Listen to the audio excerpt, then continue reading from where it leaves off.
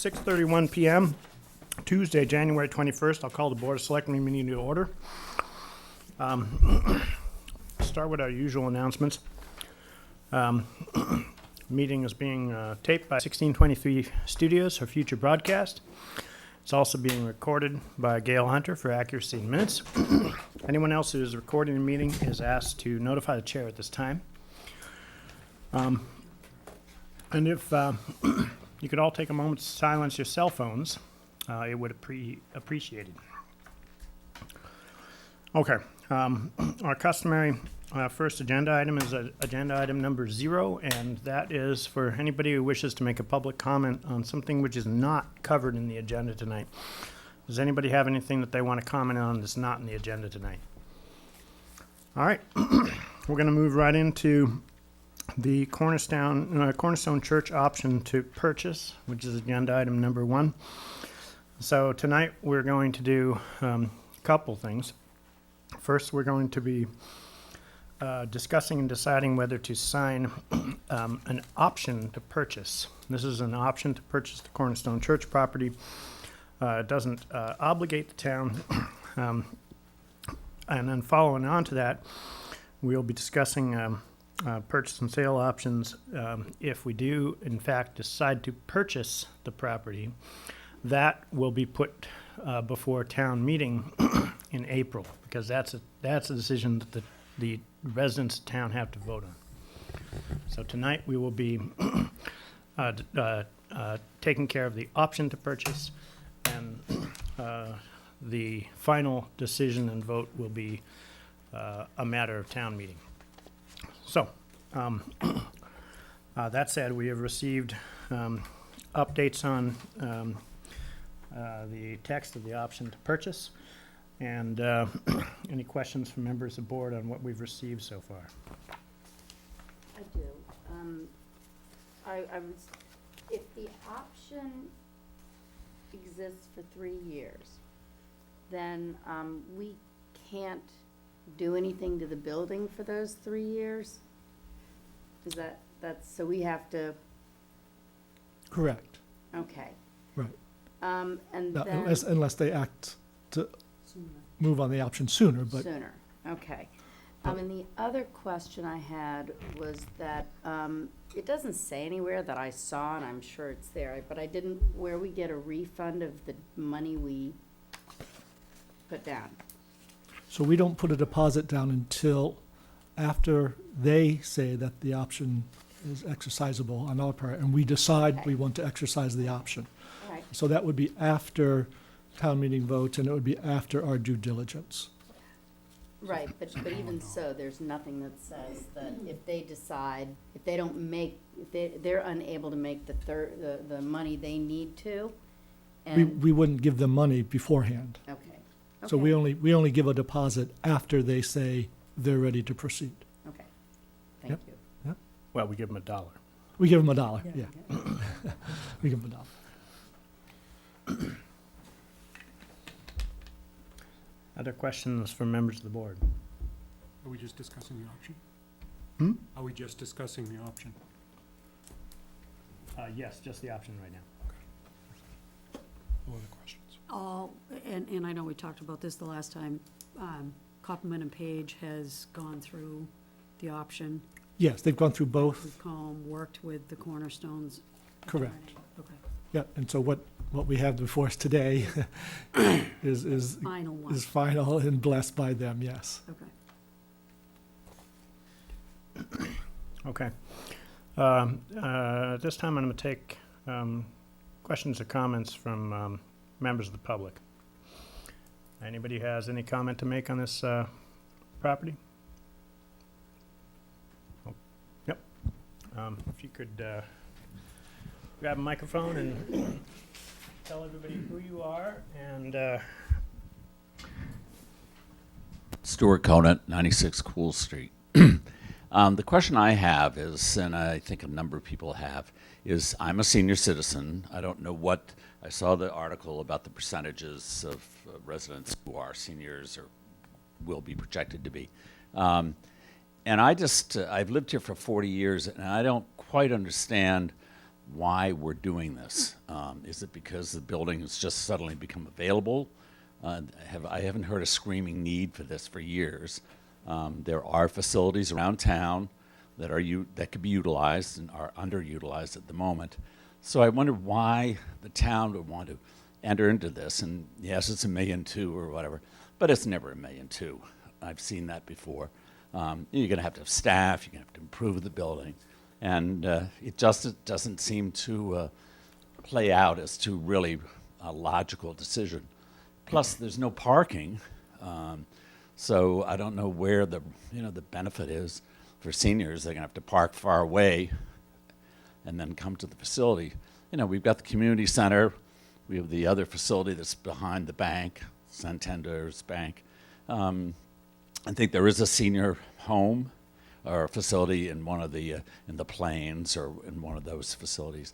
So again, I'm not convinced that there's a number of people there are people that would use it, but not to the percentage that the building is going to justify. Okay. So I'm going to split the answer into two parts, one of which I'm going to ask Nancy Hammond to address. And the other is, from the board's perspective, we have for quite some time had a number of requests continuous for a senior center of some sort, something that's relatively central and dedicated to supporting seniors. So the community center doesn't really fit that bill because it's something that has to be used, scheduled and paid for as well. So the reason this has come up now, this particular property has become available. So the church decided to move to a different location, and they decided to make the property available to the town first, if we so wished. So that's why we're discussing this particular property now. There have been discussions around whether or not it's an ideal property or not. Considerable debate over that, and also our finance committee has spent some fair amount of time looking at the project to see whether or not it made sense from a financial standpoint. Whether if we turn it into a senior center, or if we turned it into other town offices, or if ultimately we decided to return the property to the public market. It so far is seeming to make sense to the finance committee and to the board from a financial standpoint. So I'm going to ask Nancy Hammond to comment on some of the particulars of need for senior center. Thank you. I'm the director of the Council on Aging, have been for 20 years, have seen programs grow 10 times. When I started, we did social events, mystery rides, a monthly or an annual Christmas party. Now, Manchester, I just ran numbers today, we have 35% of the population is 60 or over. Almost 2,000 residents are 60 or over. And I have programs all over town. We use every facility we can, and we can't meet the needs of the seniors. I have some seniors here who can speak to those needs. In 1999, I believe the Friends group was formed, and there's some correspondence that you've received. They started fundraising for the purpose of a senior center. So it's not a new need, it's not a new concept. This is an ideal opportunity to help people's needs and growing needs. So Yeah, and we are probably one of 5 communities across the Commonwealth without a senior center. So if we approve the option to move, approve the option, and if this purchase agreement goes forward to town meeting, the town will put out more and more detailed plans about what we plan to do with the site and how we expect to address any limitations or concerns that people have about it. And that'll happen over the next few months. Other questions or comments from the... Over here. Sorry. Could you address the costs over the cost of purchase the cost for improvements, or Greg, because there are plans around that my understanding is don't involve town funds. Right, so the concept is for the town to purchase the building and then for the renovations of the building to be funded through a private fundraising effort. We don't have the estimated costs back yet. We're anticipating those estimated costs to be in a similar range as the cost of the building. And there are early indications that there are some folks out in the community who are willing to make significant donations towards such a project. So we would turn towards the Friends and the professional fundraiser to manage the collection of those funds. Thank you. Any other questions or comments on the option to purchase? Sue Thorne. Sue Thorne, 9 Sawmill Circle. I think something that a lot of people don't, not necessarily understand, but just don't simply know, is that Nancy's office is about a 12 by 12 space. And I sit in that office Monday mornings from 9 to 12, answering the phone and doing whatever she wants me to do. And I'm subject to having to sit often and listen to a senior come in and they've got a family issue or a financial issue or a health issue. There is absolutely no privacy for Nancy dealing with any clients that come before her. And there's no space in this building where that can happen. And I think that that's a huge disservice. People fight having to talk about those things anyway. And when they finally muster up the courage to come in and talk with Nancy, and they've got somebody else sitting there in the chair, they may not tell the whole story.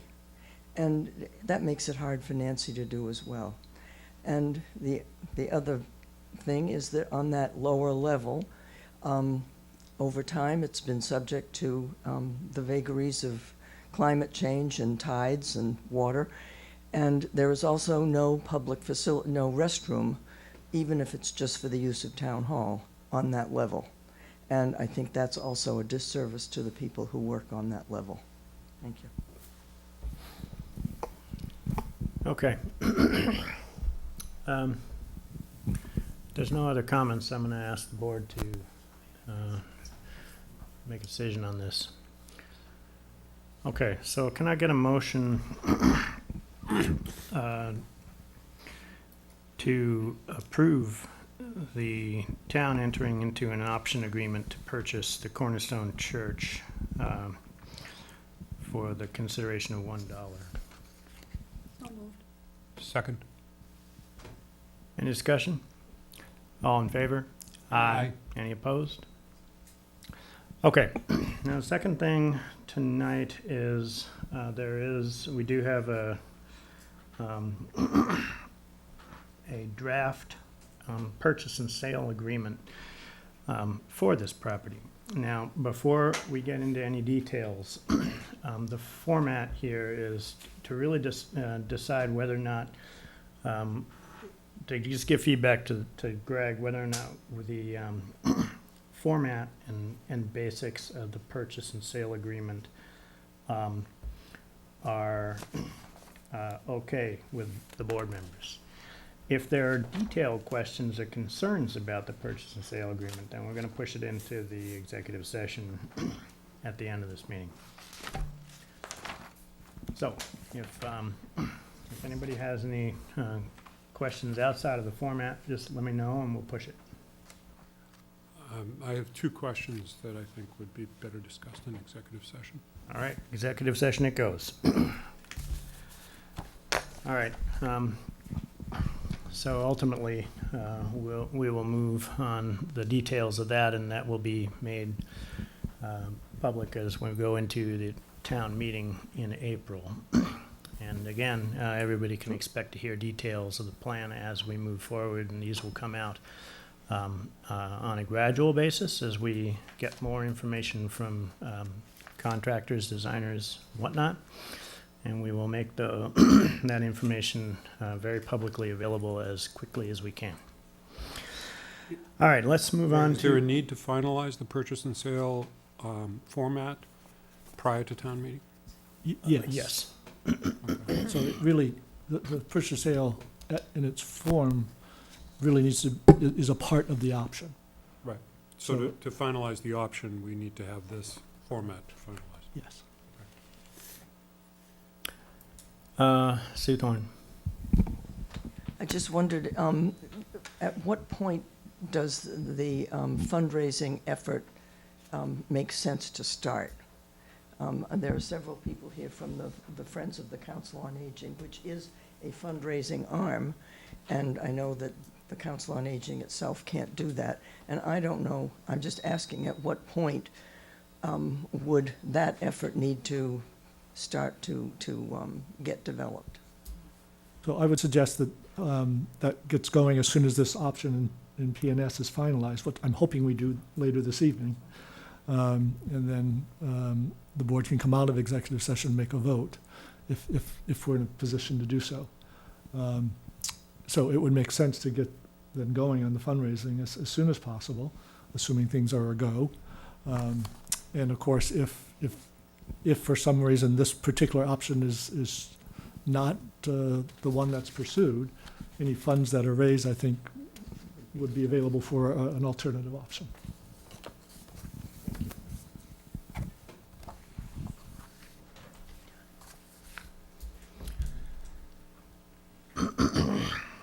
All right, item 2 on the agenda, discussion with Park and Rec regarding pay and display parking meter installation at Singing Beach.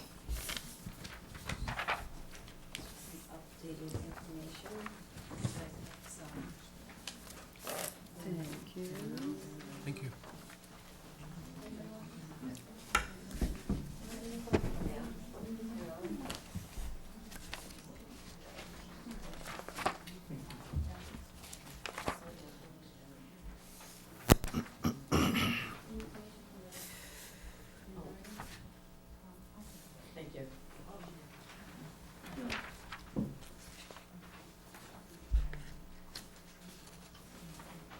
Oh, this is what we have, right? No.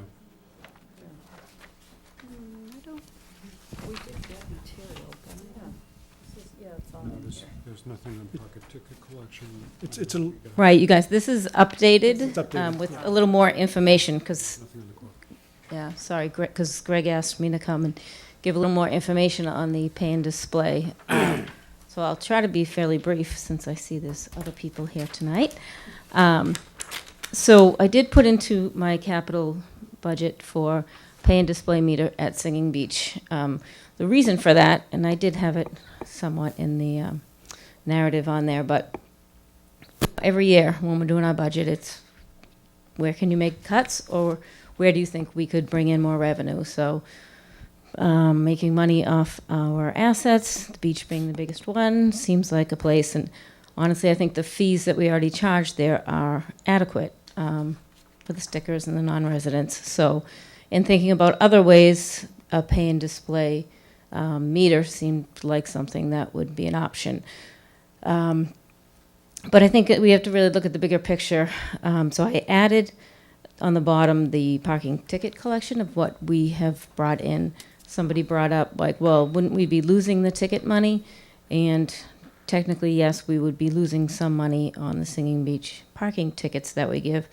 So that's why I think it's more kind of an overall thing. Do we want to make money with punitive action by people parking there and them getting tickets? Or do we want to welcome a few, a limited number, 20 spots, 30 spots, whatever we decide that number is, and collect a fee, which would be a little more kind of level, instead of, as you can see from the ticket collection, it kind of spikes and goes in valleys. So so the history is about 5 years ago I started looking at the pay and displays, and at that time we were looking at having one near the gate and one up near the building. So there was 2 of them, and the cost was about $50,000. So I just kept kind of carrying that over in the public, in the the budget and the capital plan. And then this year, when it came up again, I called them back and asked them for an updated estimate. And she said, oh, it's come a long way. It'll be about half. I'm like, great, because I told her we need an estimate for one. So that's why the estimate is updated. So she had still given the estimate on 2 of them. I think we would be okay with 1. Technically, they say for 100 spots, you need one for every 100, and we have a little over 100 there, but we wouldn't be having non-residents in all 120 spots. So I think 1 would be adequate. So in conversations with the chief, I know that we have bigger parking issues in town that need to be addressed and maybe are going to be addressed in the near future. So maybe this is something that waits, but I just want to make sure I came and gave you all the information so that at least we were making an informed decision. I was looking at this almost as kind of a pilot program that we would start with a pay and display at the beach where we have a contained parking lot and staff at least about 12 weeks out of the year. And already a salary line in the budget to that even if we did end up paying a police officer, we'd pay them out of the beach budget once we started generating that revenue. So the chart is there. I thought I looked at these being kind of low numbers of projections. Of course, once I added it all together, it seemed pretty high. So I don't know. I still think, assuming one out of each weekend, summer or shoulder season day would be when cars would be parked there, and a couple of each of the weekday evenings. And this particular company where I got the estimate from is Ventec, and of course, if we did decide to do this, I would have to put it out to bid and look at other companies as well. But this company is in Andover, Sharon, Waltham, Worcester, and DCR. So, because I had seen it at conferences and at other DCR locations, I used them to get the estimate from. Does anyone have questions? There's, to the parking issue in general, there is a parking study that's going to happen, correct? Through the Right, planning board? Right, we certainly are planning on that. Right. I don't know if we have official confirmation, but we've been all indications are we'll be able to move forward with that this spring and summer. With the connectivity, it says cellular or LAN. So with that, you're not gonna get much cellular down there, right? Right. So we would have it hardwired through the building, and then we have internet in the building. All right. And also when it, the cost for one unit being $8,400, it says that it gives a 1-year warranty. These machines, I'm just curious, and I know this is all preliminary, but what is the life of one of those machines? And then what do you do with it if it dies? So I'm not exactly sure what the lifetime of the unit is, but there is a factory service location in Boston. And I would reach out to some of those other DCR and other towns if we ended up going with this company. And find out. Okay. And I'm just curious, did you get any information from the police department why in 6 weeks they collected over 12,000 in tickets for? Yes. So last year, for the first time, they were able to keep a parking enforcement officer on through that time. It just happened to be that she was available, and they still had money left because the number 2 parking person, for lack of a better term, was only able to work part-time last summer. So they still had about half a salary left, so they kept her on for another 6 weeks.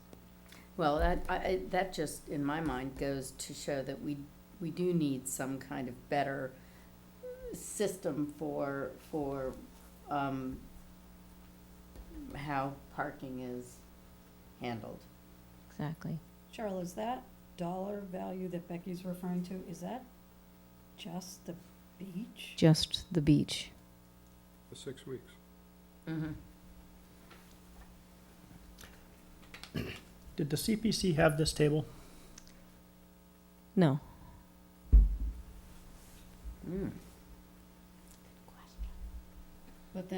But then nothing happened between 10/15 and April 15th.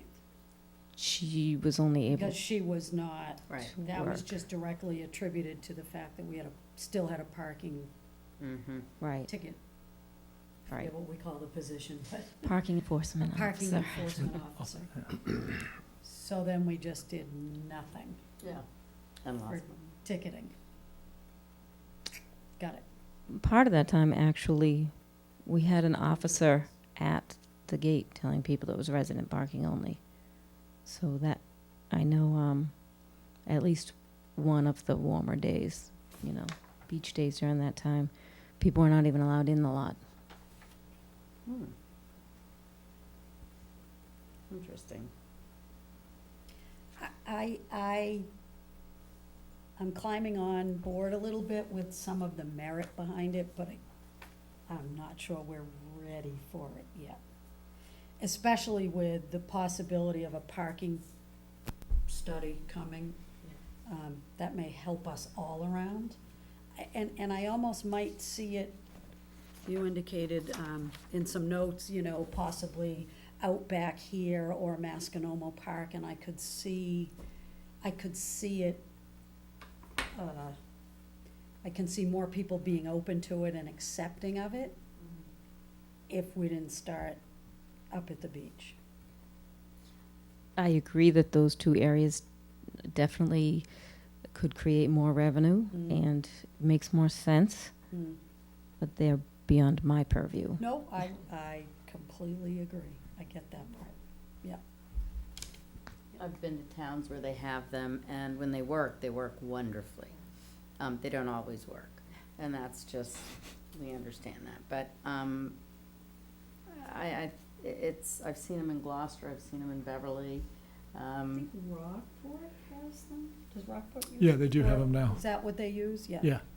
It's, I guess, the one thing that, and this is just my own feeling, I love that Manchester still has the people, the young adults down there, and I love that small town feel, but I understand that Well, that's honestly, not- this would not It take wouldn't away take the those place people. of that. Right. Okay. This would be outside of that time, because those times, it's really too busy, and we have to have people there to Right. Okay. pick up trash and clean the bathrooms and customer what? service I anyway. apologize, I did okay. read that, that was in there.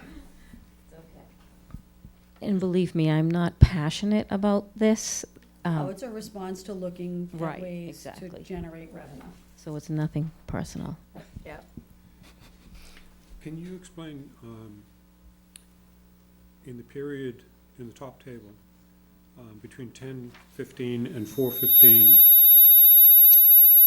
so October to April, Hello. There you go. you have 10 cars 5 days per week. Then you go into the shoulder seasons and you have 10 cars 3 weekdays. What happens to the other 2 weekdays? Is that free parking? No, I was just imagining that there'd be 2 days that the weather wasn't nice. And there'd be nobody there. Even crystal balls have rain. I was just really trying to lowball it, but come up with a decent average.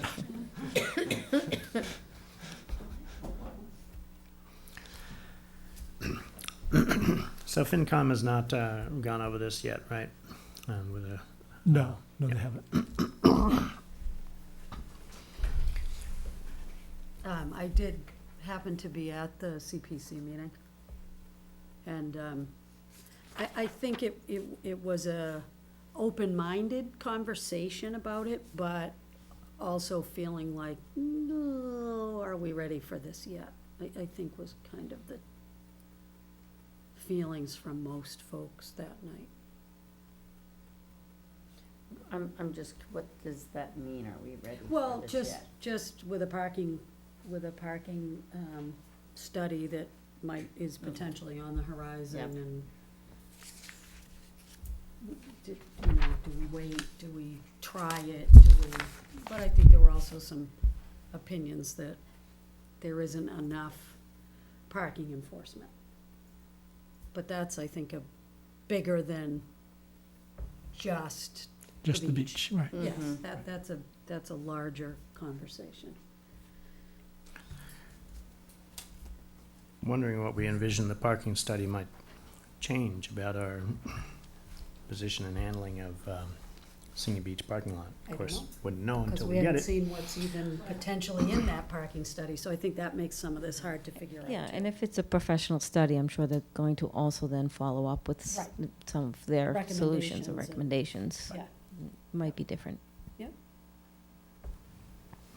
We're talking horizons, we're talking a study that may happen sometime. Do we have a real time frame for this? well, this is coming Yeah. out of the planning, poor Sue Brown had to leave to go to another meeting, but this is coming out of the planning board process, correct? Right, and so MAPC has indicated that they would support providing the technical assistance Right. for parking study. They said that last summer, and then we formally applied for it just recently, and we should hear from them in another couple weeks. And when then, if we heard positively from them, would the study start? Right, so that would be a spring into summer, so they would get sort of the springtime parking analysis and summertime parking analysis, and then a final report at the end of the summer, early fall. It needs to encompass the busiest time of the year, which is Memorial Day to Labor Day. Right. Otherwise, We wanted them to collect data during Exactly. some summer yeah, weekends, and so they would focus on basically the core village area extending to the beach. And they would study how many times parking spaces turn over, how many times there are all spaces are filled, how many total spaces do we have, their percent utilization, that sort of thing. How long do the studies typically take? like for them to turn around a report. Yeah, so, maximum of 6 months. Okay. And I follow on Eli's question. How is it that having a parking study with this metering system at Singing Beach would change anything? I mean, they would be able to see how well it was being enforced at Singing Beach with the parking system. I'm not sure that this is something that would need to be held off as a result of that. Is it possible, do you know if they ever lease those machines or trial, let towns trial those? Yeah, don't like- think like a so, just six- 'cause of Like the a 6-month trial? Exactly. The installation costs and stuff, I don't think so. no, probably not.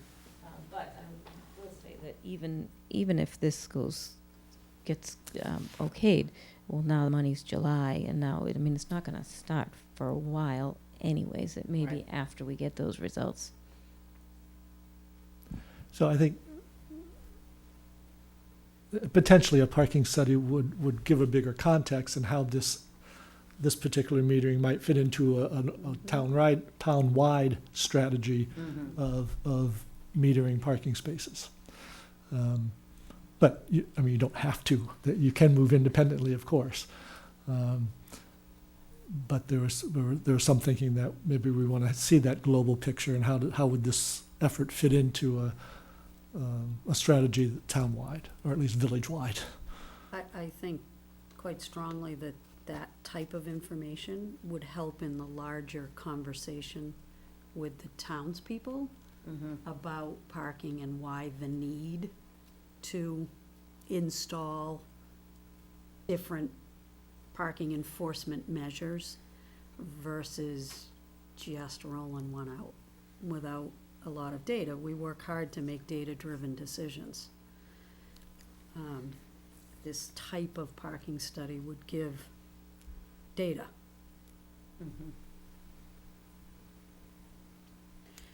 This grant, was this a Sue Brown? Did Sue Brown write it, or Yes. DPW? Sue did. Right. Okay. Yep. If we decided that we did want to put this before the town, when do you need a decision to put that into the budget? Well, drop dead date is the first week of March. Well, in the budget, is there partial money as a capital item and then partial money in the CPC application, or? So- CPC passed over it. No, I know that, but Mark Well referred to it as being in the capital request too. Right, so So was it we half do. and half? We Oh, I actually put, All my stuff usually goes to both. So it's the same amount? It's the same It's just amount. in both places? Right, So right, CPC has chosen at this juncture not to support it. That money is also in the capital request. Does that, there's $25,000 in the capital Okay. request, so that Which that we was haven't based on gotten the to. old numbers, okay, okay, so, okay. Which that's, we haven't gotten to capital either at FinCom or right. the board here, so, okay. Okay. So in the meantime, could we put money into the budget to hire somebody to be available from 9/1 to 10/15 and collect that $12,600 this year? That'd be a great question for tomorrow night's public safety budget presentation, because it falls under, Right, it would fall under it's under the the police budget. department budget, so that'd be a great question. I'll be there. All right, so I guess we'll be discussing this more at the FinCom meetings on capital. Yes, I'll be happy to take a question or comment. Could you grab a microphone and just identify yourself? Marcia D. Felice, 0 Sandpiper Lane. I'm just curious, is this going to replace the resident sticker parking? No. So if you're a resident, you can park here or there, anywhere? Okay. As long as you pay for a sticker.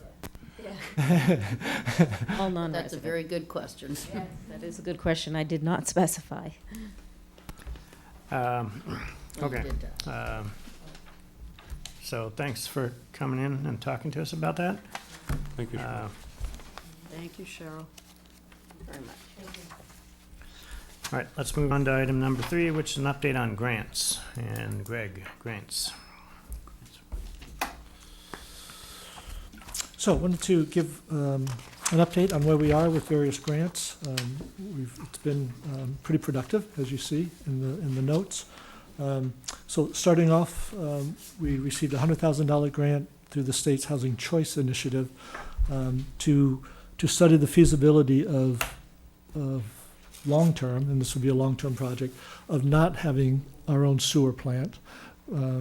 Instead, converting it into a watertight pump station and then pumping effluent over to Beverly. So again, this is at the very early stages of examining that as a possible option. And if indeed it were possible, then we could look at different uses for that space. And that's where the housing choice issues come in, because they're looking for, they're looking to encourage communities to look at denser housing in their downtown areas, next to nearby transit, et cetera. So it also is very helpful to us because we are very concerned about the long-term future of that site for a sewer plant, given the sea level rise and bigger storms. So the good news is that we received the dollars, and we will be able to conduct the study to see if it is a feasible option or not. It might not be. Where's the regional plant? So yeah, Salem, yeah, Okay. yes, yeah. Thank you, Nate. Just have to tunnel under the harbor. I'll just stick a pipe through it. So that's grant number 1. We'll be getting that underway fairly soon. I'm hiring a consultant to help with that analysis. The consultant that we're bringing on board has very good relationships with both Beverly and Salem and know their systems. And so I think there'll be a good choice for us to move this forward. The second grant is. Greg, before you move Yep, on, yep. Have Beverly and Salem even been approached on this as to whether they'd be interested in doing it? So we've asked them, are you okay with us initiating a study? And they said yes. Okay. We haven't gone very much further than that. So, lots of questions to be answered. Pipe size is a big issue. We'll have to determine whether or not we would need to put a force main, a very long force main, or can you go into their gravity? I mean, there's lots of details, and that's what the engineers will take a look at. Okay. Thank you. Anything else, Nate, on that one? No, I think you covered it. Yeah, okay. All right. So continuing to look at the Central Street Pond, and the seawalls, the walls around the old pond. So, Yep. as you know, the plan is to take out the tide gate, make that a free-flowing stream. But the effort to restore then the stream as a free-flowing stream, and restoring and renovating, really, rebuilding those collapsed seawalls. So this next grant, $72,000, allows us to continue to pursue the permitting of that work, further design and permitting of creating the stream as a free-flowing stream and rebuilding those old walls.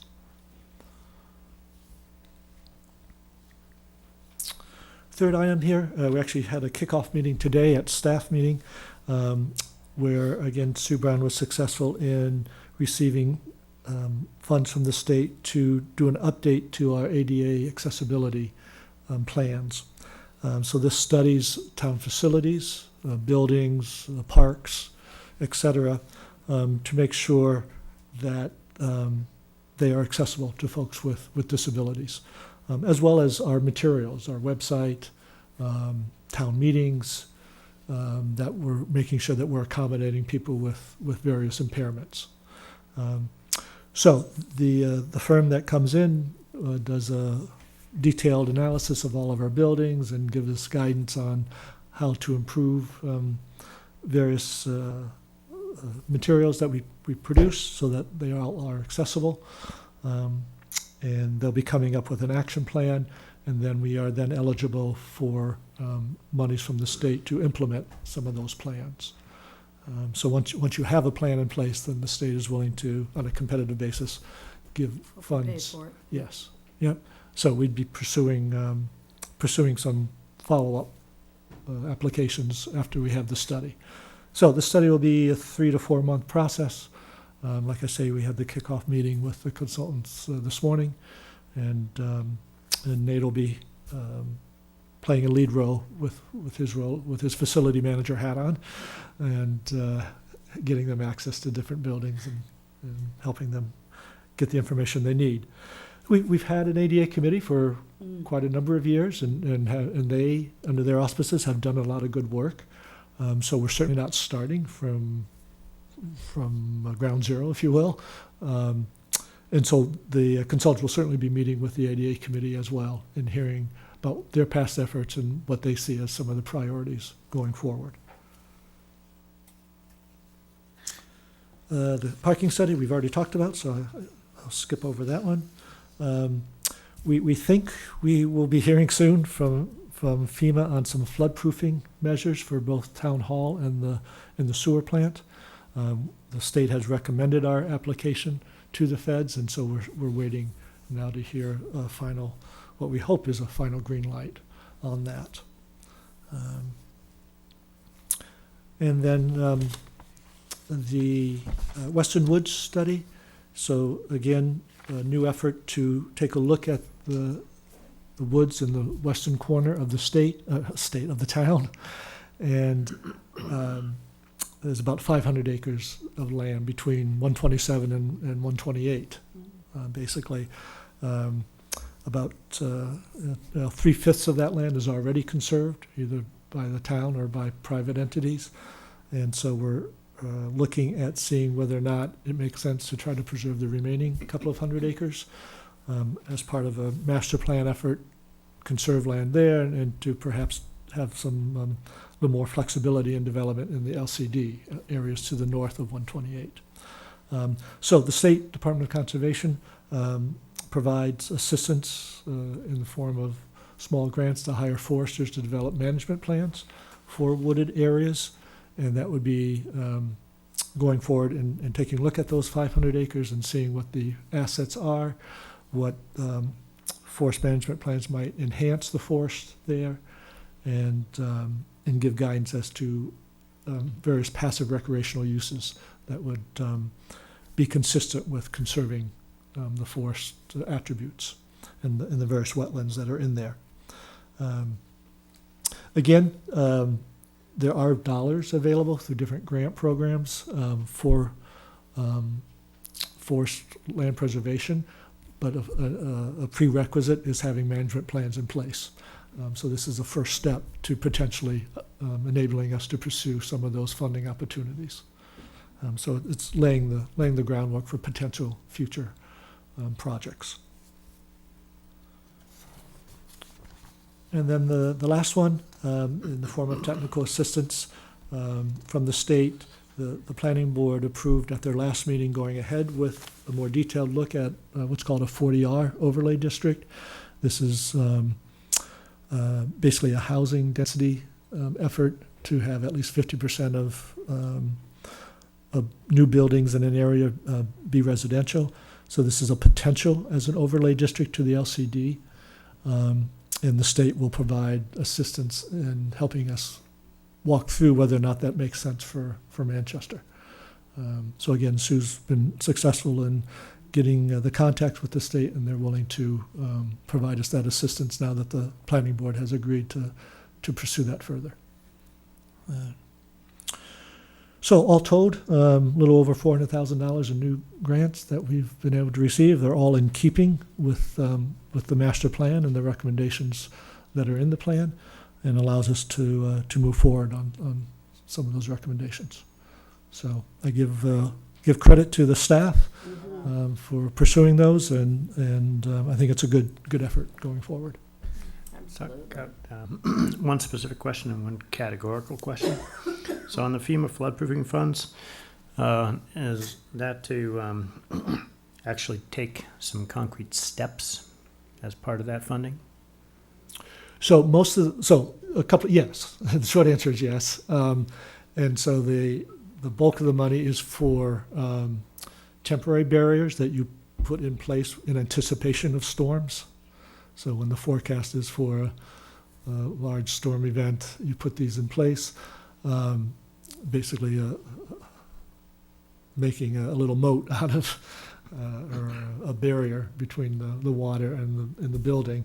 But it also includes some money for some permanent waterproofing. So the garage door, on this building, the garage door and the doors, the entranceway doors, would get waterproofed. Okay. Then the categorical question, there's two of the items, the sewer plant alternatives and the ADA accessibility study. Those are both just to produce plans. And the amounts on those are relatively large. So what sort of scope of detail are we expecting out of those plans? It seems to me for the sewer plant alternatives, we'd expect something fairly significant. Right, so that the sewer one is a pretty detailed analysis of what it would take to make that connection either to Salem or to Beverly. So it's doing some real engineering. So presumably costs, it would include some cost numbers, and those Correct. cost numbers we would expect right. to be. Costing, potential layout, what you would have to do for a pump station at this site. Either layout options, whether you're going, like you said, force main, or if you're going force main to gravity into Beverly system, or if, we lay a pipe through the harbors and, we use our existing outfall and then tie into SESD, coming in through the harbor. It's pretty, there are a number of options, and, it's a lot of talking with Beverly leadership, SESD leadership to, gauge their interest and see, is it feasible on their end? And if it is, are there upgrades that we would have to do to their systems? to allow them to still, operate within their, you know, safety margins for capacity and whatnot. Granted, we're not a large, we don't have a lot of, capacity, you know, we're not too huge of a load, but still, you know, making sure that our, even on the, kind of the treatment side, making sure that, you know, we're not doing anything on our end that would jeopardize their treatment. Thank God we're addressing our I&I issues. Yes, it's like, let's see, yeah. All right, those are my questions. Anybody else have questions? I asked them already. All right. Then, let's move on to item 4, the FY '21 budget review. And again, Greg. So, again, nothing urgent for you to debate. Just again, checking in to see your own thought process and what questions may have come up as you continue to review. I do have some concerns long-term about the school budget and tapping into reserves for operating. That's sort of, fiscal prudence 101 not to do. But you do it when you don't have other choices and you think you have a plan to dig yourself out of that. But I do worry about that. The plan is a difficult one to achieve. Yes. And when you say long-term, what do you see is long-term? Well, 5 years? in this case, 3 it's, years, 5 years, 7 years? so in this case, they've got reserves that'll keep them maybe 3 years. So that's not very long-term. No, it's not, and, we're gonna, both communities will be up close and start talking about a second elementary building in 5 years or 6 years. If the projection is maybe Right. 10, then the conversations start at 5 or 6. Right. Right. So, it is worrisome. So, to dig yourself out of that hole requires, they're basically digging $1 million hole.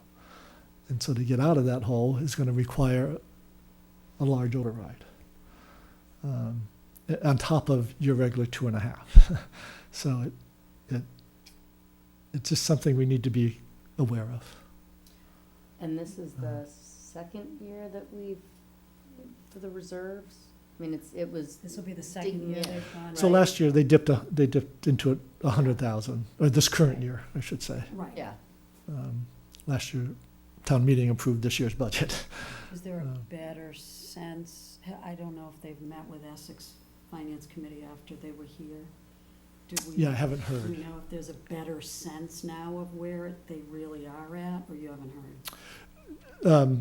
My understanding is that they did, I think it was Mark Weld who brought it up. So there was that error, so that did help. Yeah, So that brought our increase to 3.28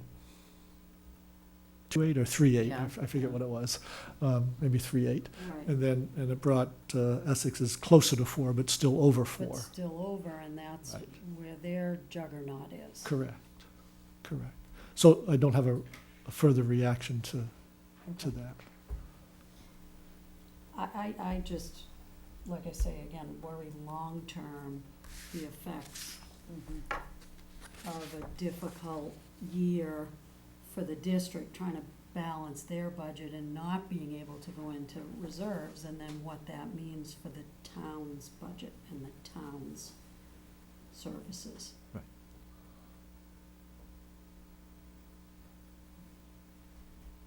Because I think the town and the department heads and everyone's worked hard to pretty much level fund from year to year, with the exception of the cost of living and, the Right. contractual increases. We're already doing that. So what does a possible override do to all of that? It would be just a school override, just an override to close that portion of the budget, or, because then So- what happens if it doesn't pass?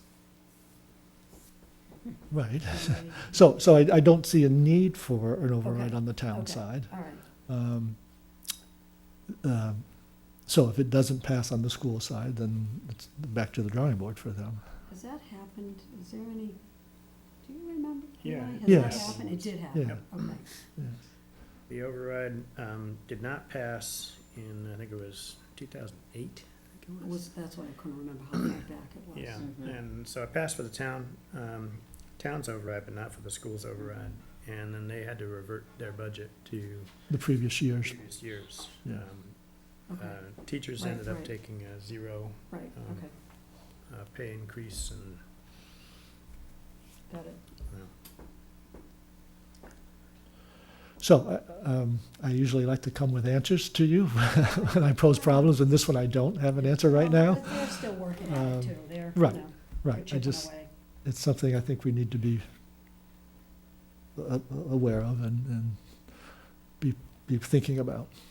Well, it clearly would impact our community's capital planning for whatever year that's gonna be, potentially, Right. as a means or a way to try to reduce that dollar value for an override. Right. So, in the capital planning discussions, I guess that we have to start looking at it that way too. Now, for 3 or 4 years out. Greg, do you know how they are funding the SRO? I don't know. That was not brought up the other night, Right, I don't know specifically, they, and they seem to be able to pull $100,000 out of somewhere right, to do that. Right. It's it's not that much, but No, I understand the thought it was point. less than that, and it was split with the police, right? No, So they're covering They're covering. They're covering 100% of the position. cost. I'm sorry, the 100 figure in my head is the 100% that they were covering. Right, it's So- it's probably closer to 65 or 70,000, but still, Still not Came in. a chunk of change. Came from somewhere. Yes, yes. I don't can't- know, I mean, maybe they have a grant to do that. No, I don't believe they did. So I don't know the answer to that. I know that they were able to do some juggling in their budget to free up those dollars. As much as that is a priority, and the early indications are that there's been some really good impact from that decision, it seems to me that there may be some digging to do. If they can roll that kind of money out, unless they went to reserves for that. Yeah, I think it'd be important for us to understand that. Mhm.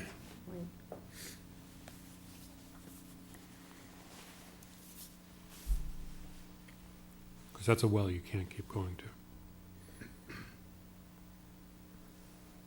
Is that where Eagle's Nest is gonna get replaced? That's Is out of that- They're reserves. looking at that funding from reserves, yes, the playground. yes.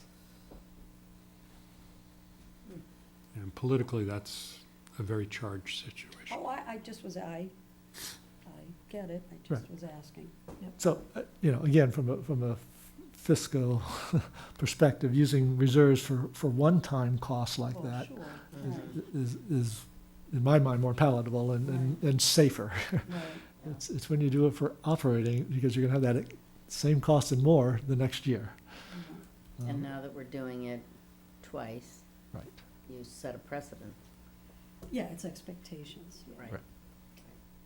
Well, and it's cumulative, so it's, Mhm. that's the problem, it's cumulative every year. So that 100 now is added to the 375 they're proposing this year is added to the 100, so now it's 475 for the year coming out, not just the 375. That's where you quickly get into trouble. And are they in a negotiating year too? No. No, they're not. They just Okay. finished the They They negotiation. just finished, that, yeah. Right, right, Beginning right, of the second year of the contract, right, right, right. And how frequently do they? 3 years. 3 years. Right, yeah. Well, I mean, that insurance number is always the dangling Oh, God. digit too. Right. Right. which they, They're hoping to hear. so they're frustrated they have to wait so long to get that number too. Yeah, it doesn't help having to wait. Well, one of the reasons is that they keep pushing it out to see if they've got better data, Well, sure, because that always has an impact on the rate. right, right. But But an the insurance, the egregious increases of the insurance companies are just amazing. yeah.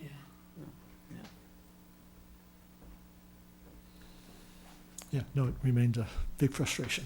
for- I mean, they throw out something called medical trend, and this is what we have to live with.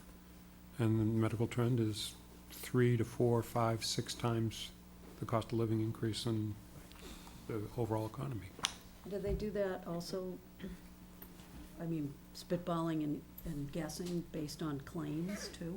No, medical trend is an industry Oh, okay. figure that comes out of the insurance association Mhm. of insurance companies Yeah, that yeah, yeah. say, well, this is what we think medical cost is going to go up this year. I see. And then they look at claims to premiums processed. Mm. And they want to retain 85%. They want to pay out 85% and retain at least 15% of the premiums processed every year. They say for their costs. Doesn't the federal government also mandate a certain pool that they have to maintain to meet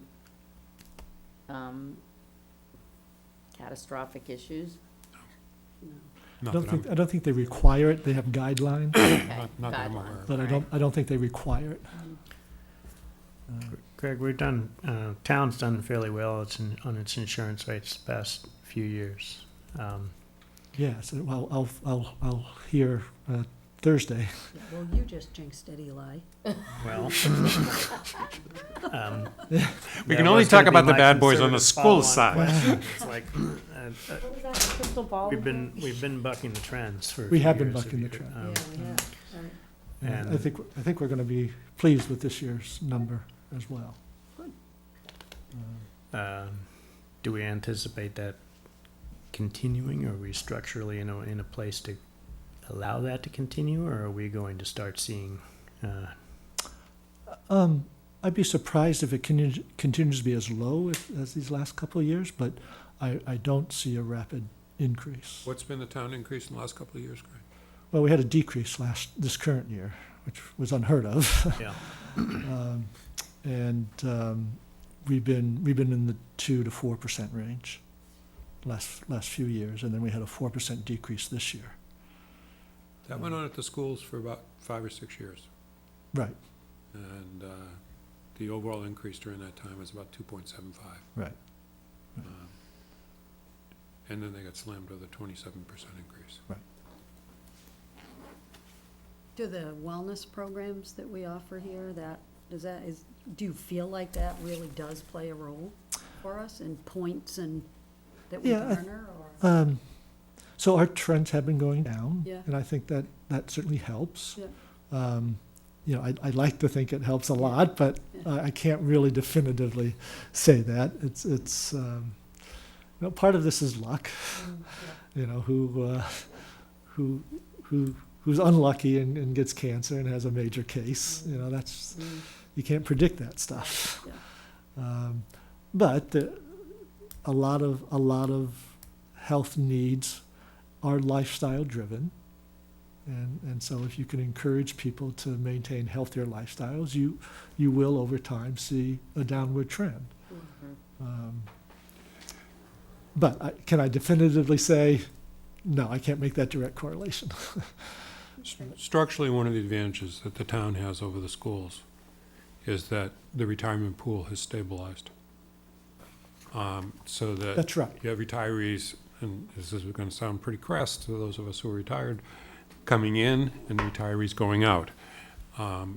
With the schools, that pool is just It's still continuing to build. expanding. And as it continues to Right. build, Right. and the medical complications of older age Right. are insured, it becomes more costly to That's right. maintain over the long run.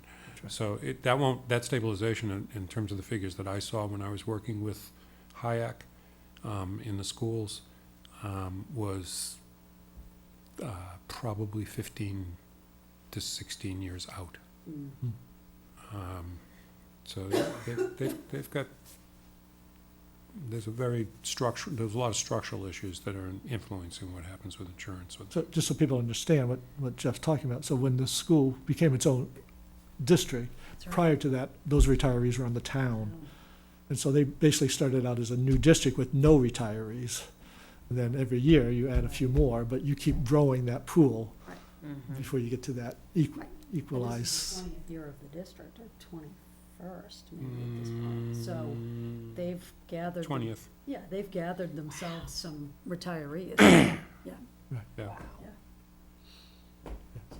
But insurance is inherent in the cost of doing business, no matter what the business is. Right.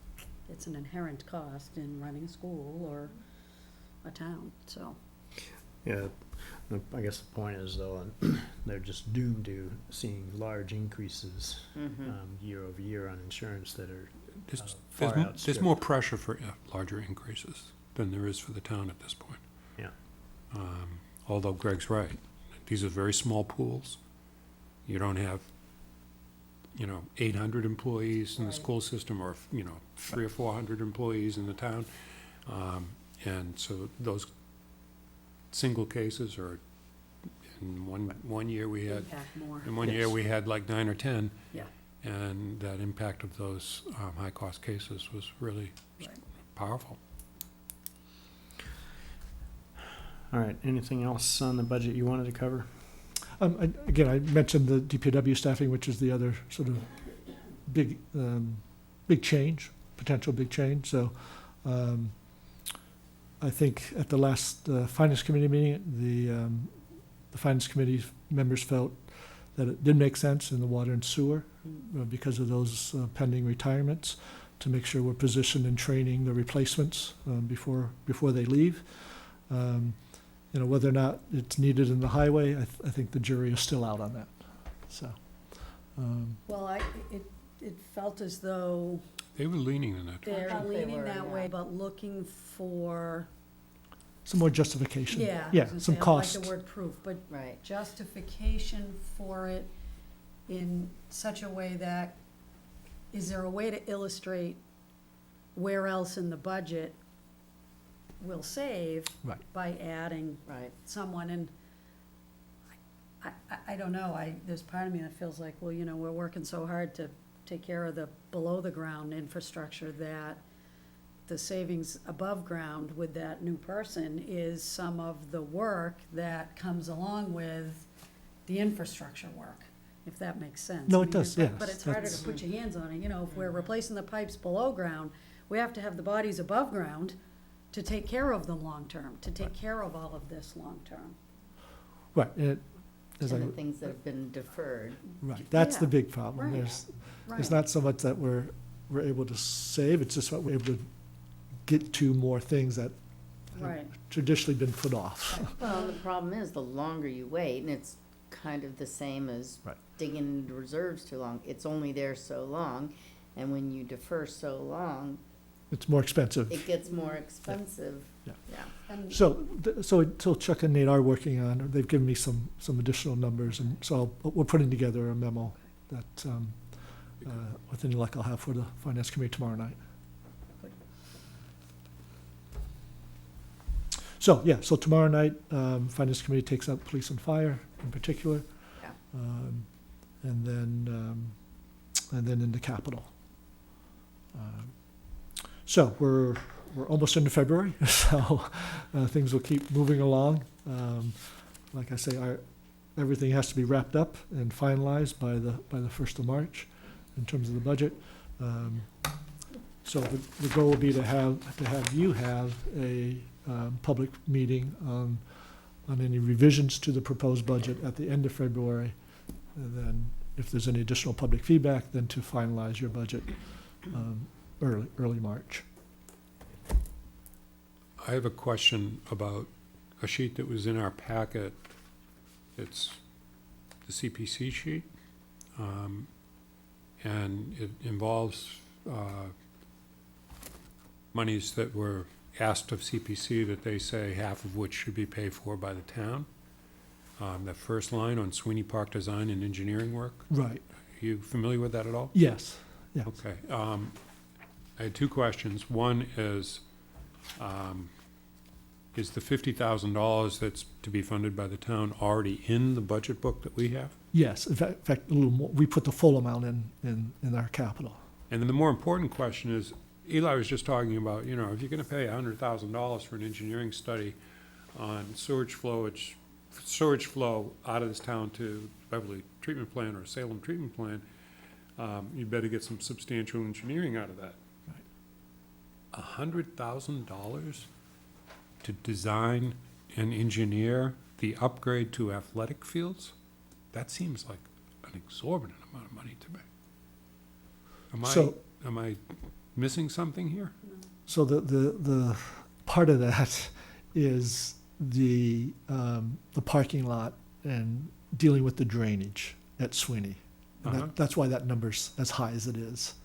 That's what's driving that cost in particular. So this is a proposal to, Dealing with the drainage to Sweeney by putting in another 3 feet of fill, because it's gonna have that problem for a long time, and it's gonna get worse. That's what the engineers need to tell us. For $100,000?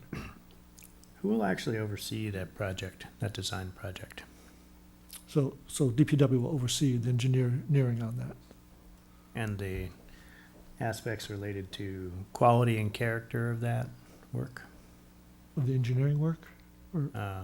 The design quality, the characterization of that work, the details that are not necessarily structural, but are visible and apparent to the public. Well, I would think Parks and Rec. So Park and Rec, In conjunction with Parks and Rec. right. So some of the, sort of the policy decisions, aesthetic decisions would certainly involve the Park and Rec on that. So the CPC will provide that would provide that funding, and then the Parks and Rec would take over and DPW would take over the management of Correct. that entire process. Yes, yes.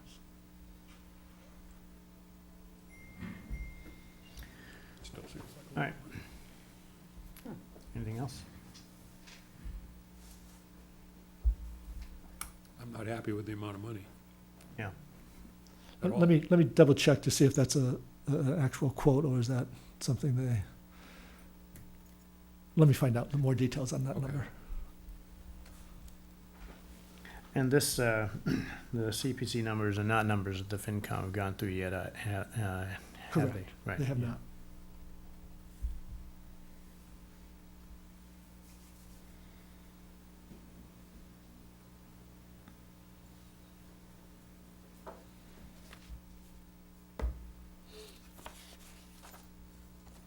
That's the major question I had. All set? For now? For now. Not all For now, set. to be revisited. To be revisited, that's fine. The concern's been raised and we'll talk about it. Yep, that's fine. That's fine. Don't hesitate to talk to Cheryl either. Yeah. Pick her brain. Yeah, I'll find out if we have a scope of work on that.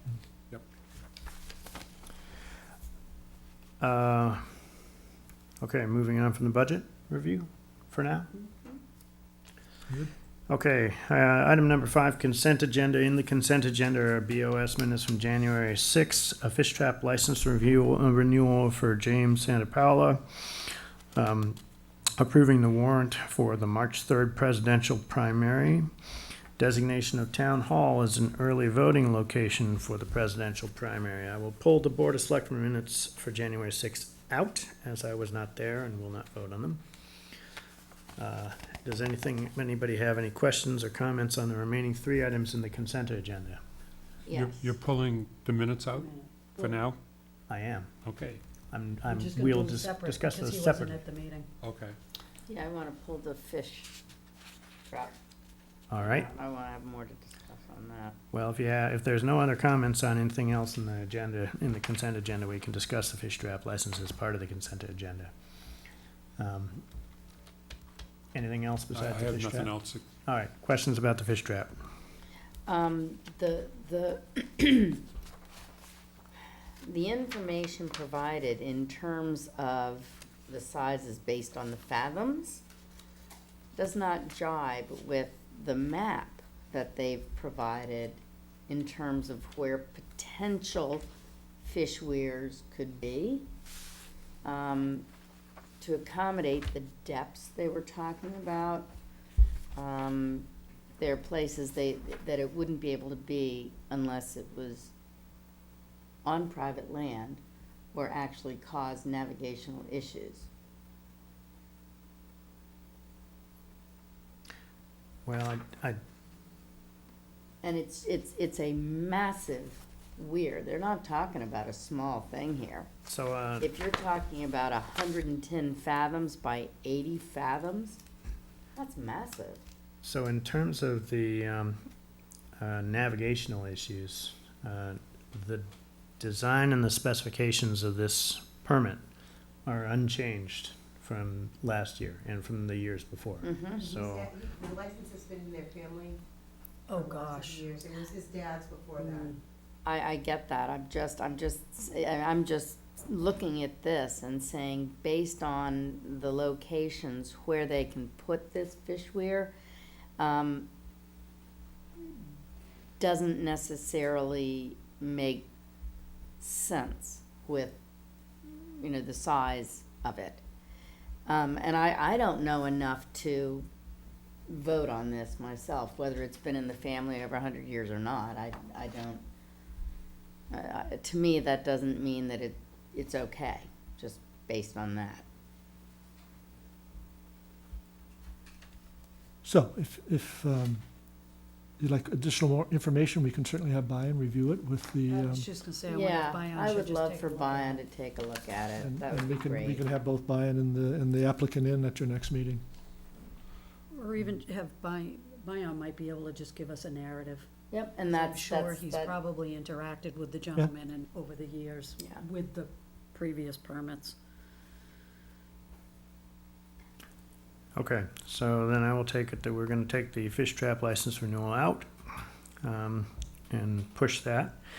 And we are left with approving the warrant for the March 3rd presidential primary and designation of town hall as an early voting location for presidential primary. Any questions or comments on those items? So Can moved. can I get a second? second. All right, any discussion? All in favor? Aye. Any opposed? Board of Selectmen minutes. I was not present for that board meeting. The rest of you were. Arthur was, but he's not here. But there's enough of us to go. I'll make a motion to accept the minutes. So moved. Sorry. That's okay, you can make a motion to accept. I'll make a I just motion have to a accept the minutes of January 6th. second, and I have a question, which is just a follow-up question on the discussion about the Cornerstone Church property and the FEMA map that Arthur brought up. And Greg, you said that you would verify the FEMA information on how far the water might rise Right. on that property. So I haven't done that yet. Okay. Um, So if we could get into our minutes for tonight, that you will find out that information and get back to us? Sure. Thank you.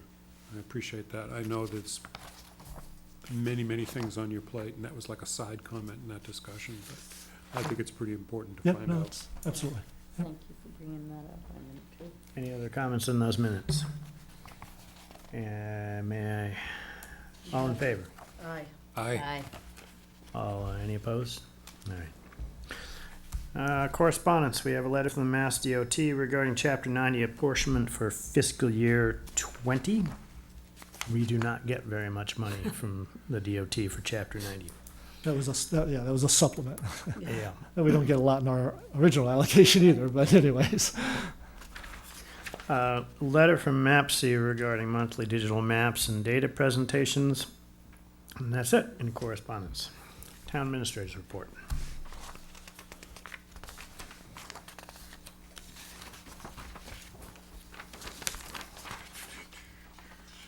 A couple of staffing updates for you. So fire chief search, we will have, starting tomorrow, and most of the day tomorrow, and then half of the day on Thursday, the assessment exercises for the candidates.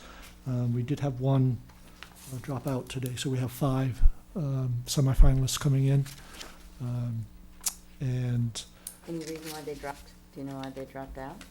they didn't specify. Okay. No, they didn't. So that'll be tomorrow and Thursday, and then we will hear from the assessors, the consulting firm we've hired, and the chiefs that they brought in to do the assessments. We'll hear from them on Monday. When I say we, the search committee, we'll hear from them on Monday. And then the plan is to pick 2 or 3 to do in-depth interviews, and that's scheduled for Thursday afternoon. And your timeframes that you'd laid out earlier are still? Yes, those are still good. Okay, Yes. Yeah, so the times that I mentioned here are all still valid.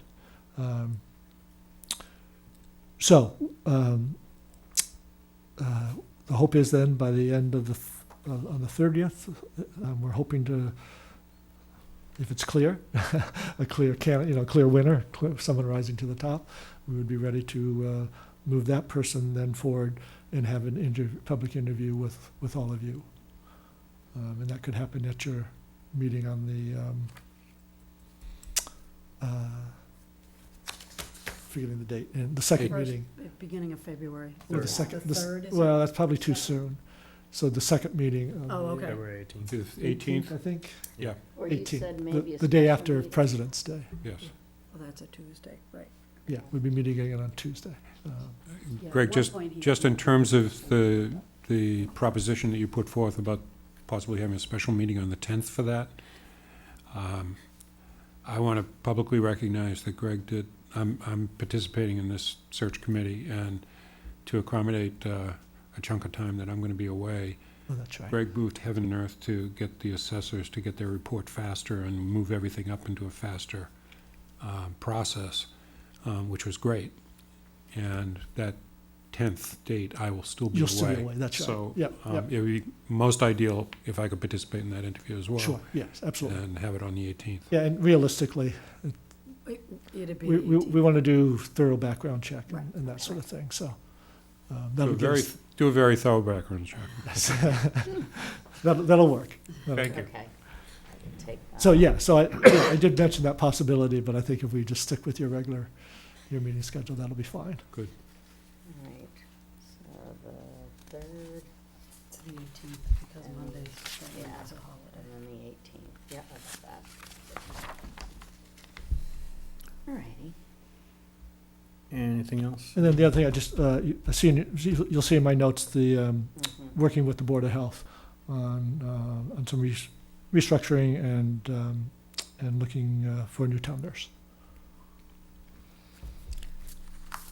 Again, we may be looking at some alternatives to that as well. Mhm.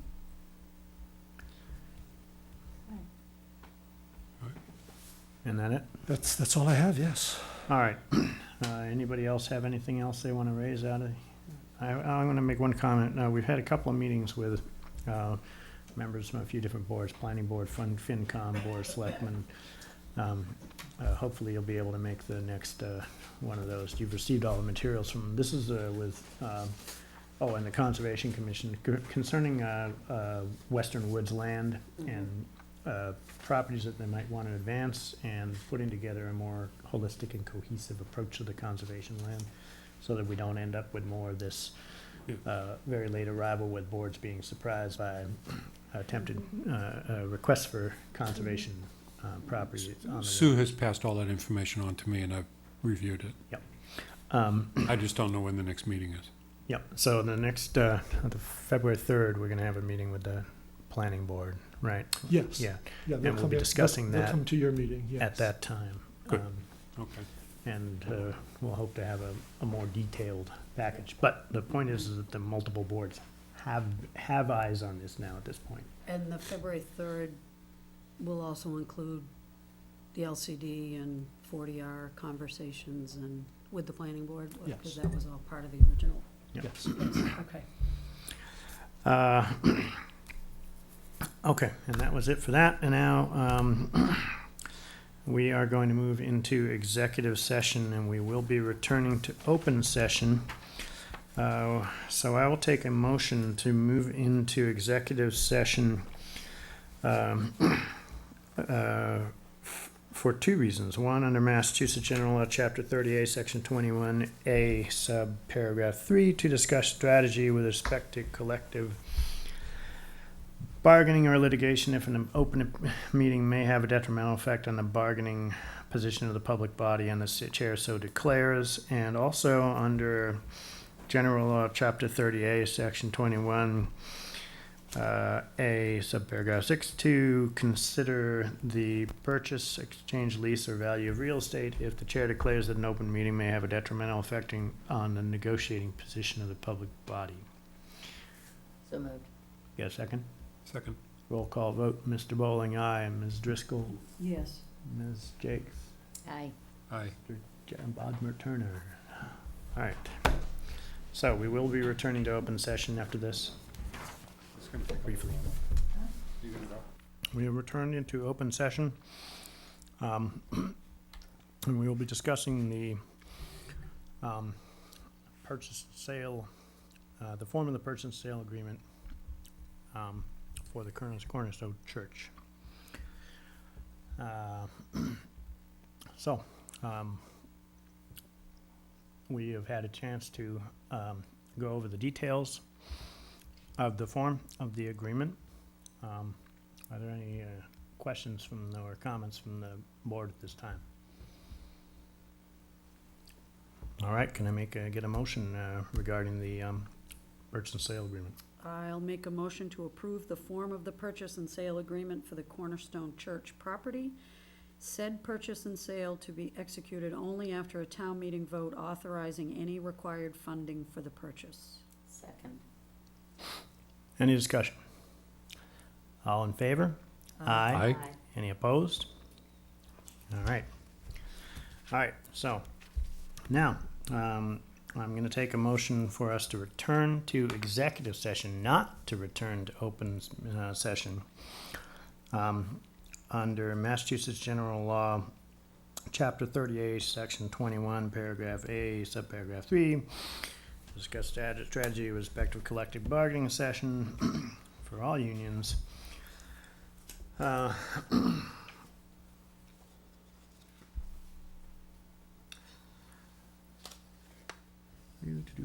Or to conduct collective bargaining sessions or contract negotiations with non-union personnel. Didn't have to include that part.